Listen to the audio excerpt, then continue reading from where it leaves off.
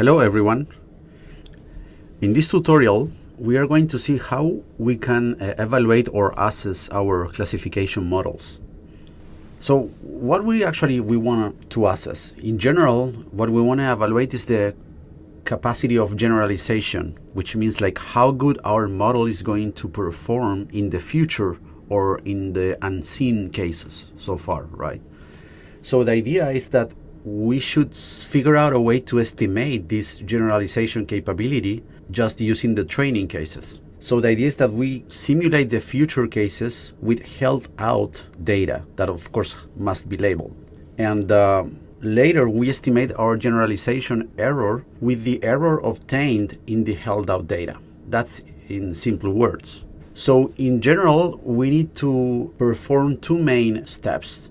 The first step is to find a way to emulate the real scenario, which means like, given that we don't know what is the data that we are going to find in the future in where our classifier is going to perform, we need to somehow emulate that situation with held out data. And second, we need to find a way to evaluate the performance, which means like, okay, given that I already emulated the future cases, how we can actually calculate the error of our classifier. So let's start with the first part. The first idea, which is actually wrong, would be like, we train our model in our training set and then we evaluate the classifier with the same cases, which means like, we generate the classification over the same training sets and then we compare the real or the ground truth data, the real classes, versus the class predicted by the model that we call it CM. And that is of course wrong, right? Because our model already saw that data and it's extremely likely that our model already knows how to classify the training cases very well because they were actually used to train the model. So the most basic method, it is called the holdout method. Here we have an initial database with labeled data. Let's call it D. Let's assume it has n cases. We are going to split that database into two pieces. The training piece, which is usually around 70% of the size of D, and the test set, which is D2 and usually is around 30% of the cases. So these proportions of course may change and it'll depend on the size of our initial data set D, right? If we have a big database D, let's say 1 million of cases, we can go with a much smaller percentage of the testing set. Like we can extract maybe 10% or 5% and we still are going to have a lot of testing cases, right? But if our database D is smaller, let's say 1,000 cases or few thousand cases, then having few hundreds for testing is suitable. So then the percentage is going to be bigger. But in general, it's 70-30% or 80-20. And if we have much bigger database, we can go 90-10 or sometimes 95% for training and 5% for testing, if that 5% is already representative. So what we do, we train our classifier only with D1, the split for training, or in other words, the training set. And then we use that model, M1, to classify the cases in the test part, only in D2. So we classify the instances in D2 and obtain a prediction for that class.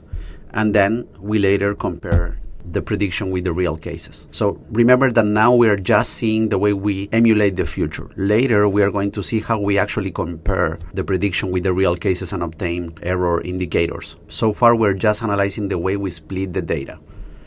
The main problem with this method so far, if we randomly partition our database in two pieces, training and testing set, then we can mess up with the class proportions. For example, what if the green class is missing in the training set, like here, right? We have an initial database with the proportion of classes represented by colors, and then if we randomly extract 70% for training and 30% for testing, what if we randomly left all the green cases in the testing set? This is a big mess, right? Because when we train our model with D1, our model is not going to see green cases at all. And of course, will perform 100% wrong with the green case in the testing scenario. Actually, the code will probably crash, right? Another example, what if one class is missing in the test set? So here, for example, what if we create a split and then the red class is missing in the test set? Which means even though we train the model with all the classes, we never will evaluate the model with the red class. So we're gonna miss any indicator of performance on that class.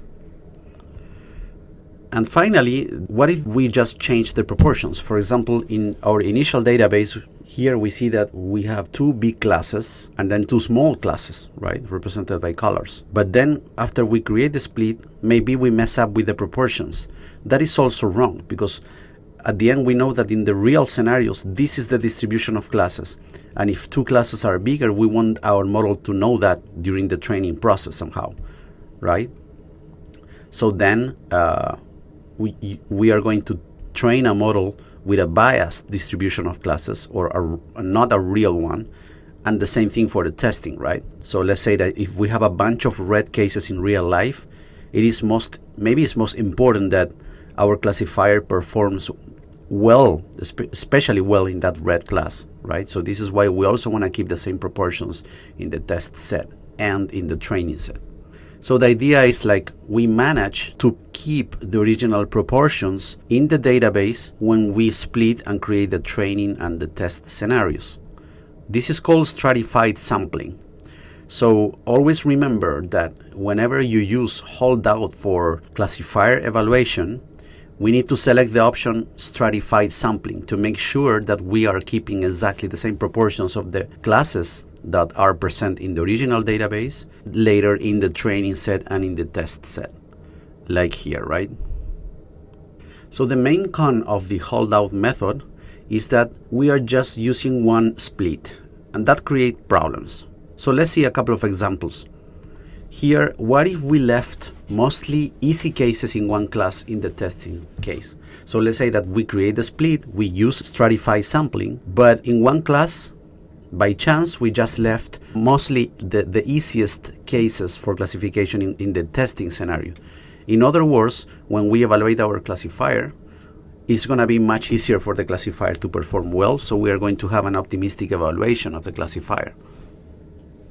Another example is like, what if we left the less representative cases of one class in the training site? So let's say that the class has a given distribution and there's a mass of data points that represent much better the class. And then what if we left them on mostly in the test case and we train with the less representative cases? In that case, we're going to have a poorly trained classifier in that situation, and that will lead to a pessimistic evaluation, because we're going to have a poorly trained classifier that later is going to have a hard time classifying the testing cases. So at the end, we're going to have a pessimistic evaluation of the classifier.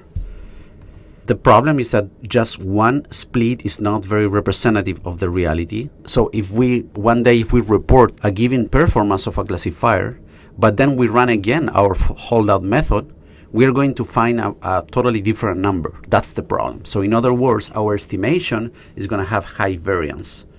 So how we can solve that? The solution is just use another method that create many splits. And we're going to see that in the next video.